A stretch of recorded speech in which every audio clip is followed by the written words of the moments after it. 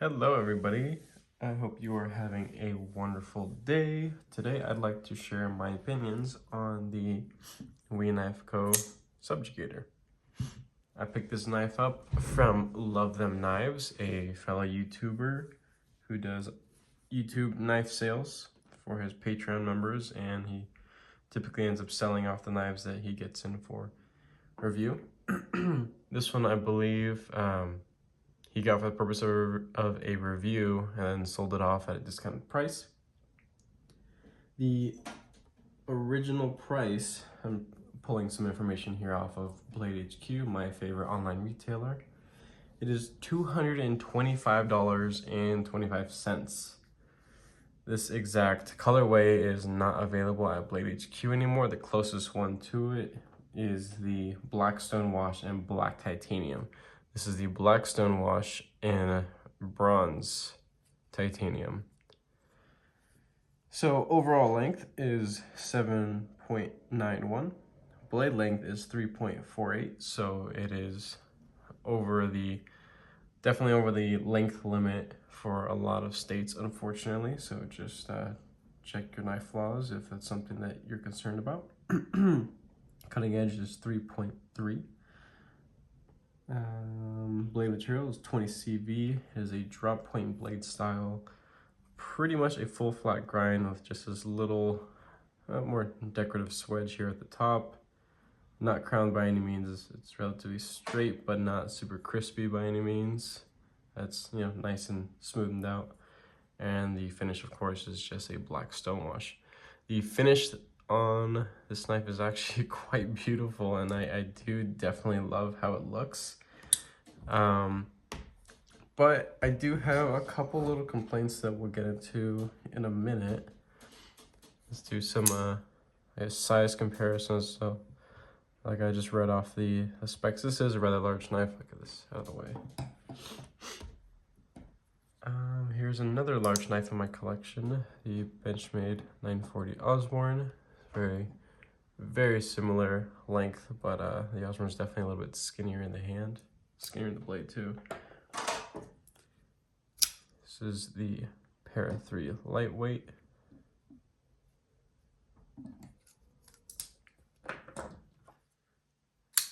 And Elementum, the bug out. And of course the Temco 8020.5. Yeah, these are all just very common knives within the knife purchasing hobby. So there you go for some visual comparisons.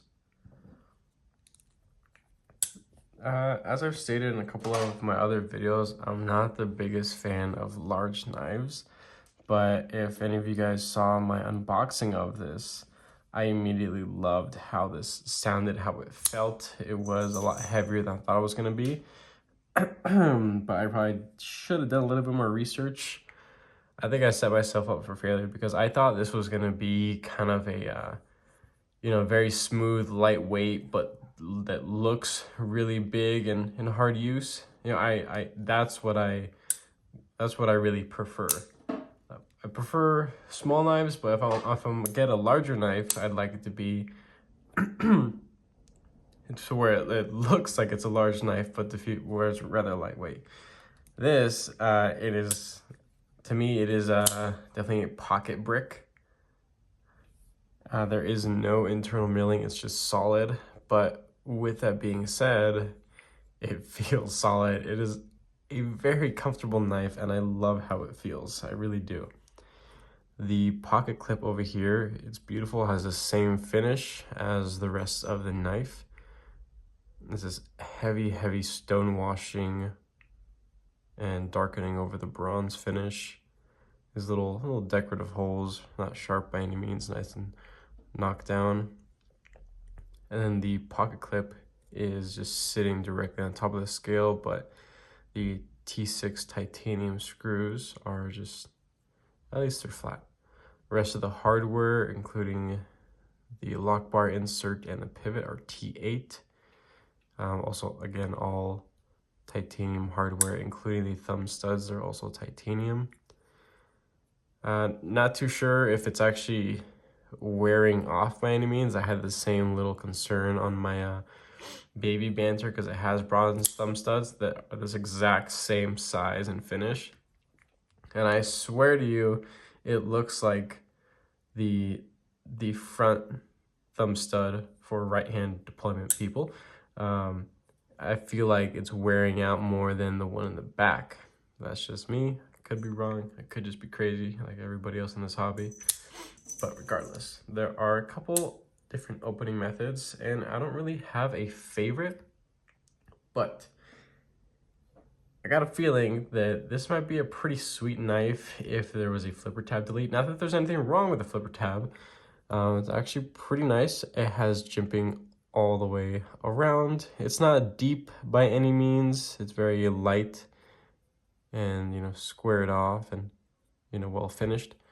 But it has, you know, just enough bite to, you know, actuate the blade. Of course, the thumb studs, and it sounds, it just echoes. It really does. This is a very authoritative sounding knife, and you know, with good reason. It is a large knife. It cuts beautifully.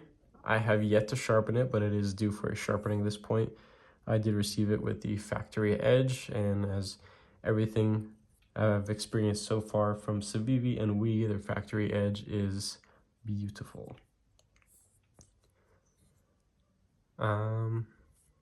Just going back to the overall build of this thing, I really thought this was gonna be a much smoother deployment knife, and don't get confused with what I consider smooth as it gets hung up or anything, like within the bearings, and it's not like it fails a lot. Like if I were to, you know, flip it but like not really give it any oomph. It's not that it has a weak detent. It actually has a very strong detent. But, you know, with most flippers, you have to be, you know, with the intent to flip it. So I have handed this knife to other family members and, you know, their coworkers just to get their opinions on what a, you know, full titanium, you know, $200+ knife feels like, because not everybody, you know, in and around my life gets to experience that. And, you know, they were like, oh, that's a cool knife. And they'll go like this, and they'll be like, oh, that sucks. It's not that it sucks, it's just that it has a very heavy detent, and the construction within there, I mean, there are ceramic caged ball bearings, and it's sweet and all, and it has a ceramic detent ball. But, hear me out, as sweet as ceramic bearings are, and as amazing as they make other knives, I really do believe that this knife would have done just fine and probably had the same end result action as a knife that was on some washers. Very high quality washers, of course, but I kind of feel like I don't get bearing action opening this knife. I don't.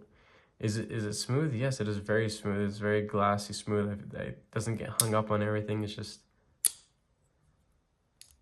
that it doesn't have that like false shuttiness and this free feeling of a blade when it comes to a knife that actually has bearings in it.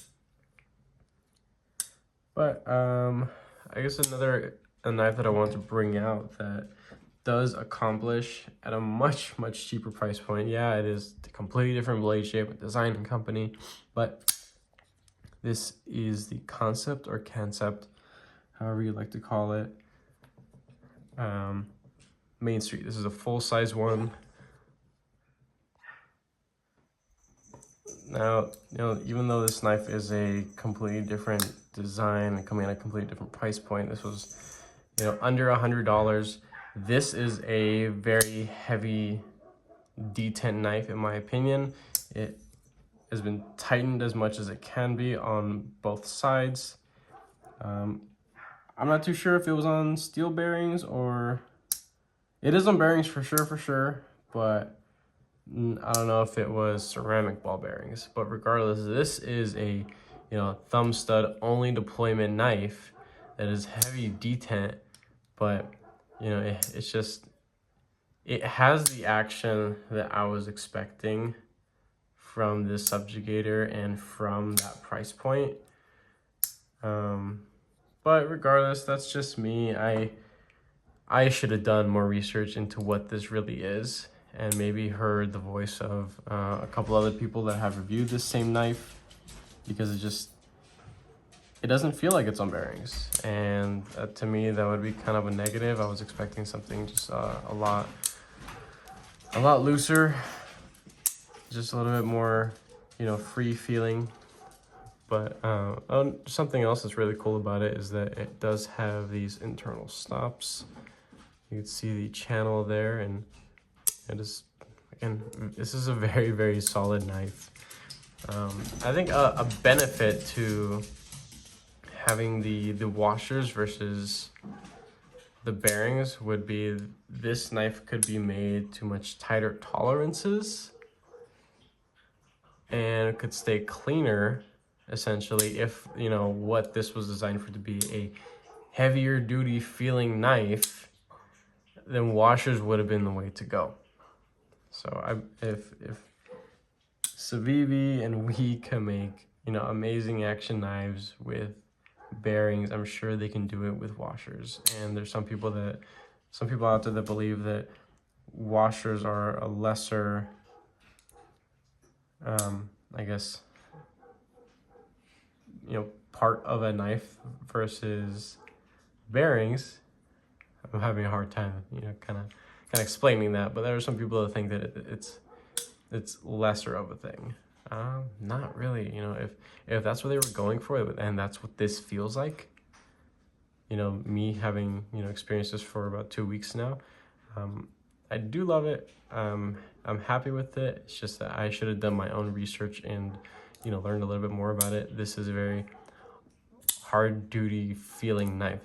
Like this thing is literally a freaking brick. I use this thing for a couple little things outside. I have dropped it on the street multiple times already, and with the finish that's on it, I can't find a single little ding or dent or dimpling from the concrete by any means. You know, it's a very well put together knife. But in the process of taking this guy apart and cleaning it out to try to get it a little bit smoother, I did notice that the centering would come undone a lot of the time. And right now it's pretty darn centered, but if I loosen it up just a hair, it'll come way off centered to the point where it's almost scraping against the show side. But at least, you know, with like that much of encouragement, it'll close shut. I centered it for the purpose of this video, but just want to share with you guys that is at least my experience with this knife and its centering issues. And for this is just me, but for a $225 knife, I should not be experiencing, you know, centering issues. You know, I got this knife and I don't remember checking the centering on it. I'm sure it was, you know, perfect or close to perfect. I will try a couple other recentering tricks later on. Not like I'm giving this thing a bad review by any means, but overall, I think it is an amazing knife. At, well, maybe not $225. I will always argue that companies could bring this kind of stuff cheaper. I get it, inflation and the world's falling apart and freaking Corona and World War III and cream cheese shortage, and at least in my area. Yes, cream cheese shortage is a thing right now in my area for whatever freaking reason. But, you know, it is what it is. I was able to get it for $199, but it's technically not a brand new item at that point. Like, I didn't get to, you know, open it from its original factory packaging, but I'm okay with that. I trust Love Them Knives that he's going to be selling, you know, well kept, well-maintained, good quality knives from his Patreon members or from his own personal collection.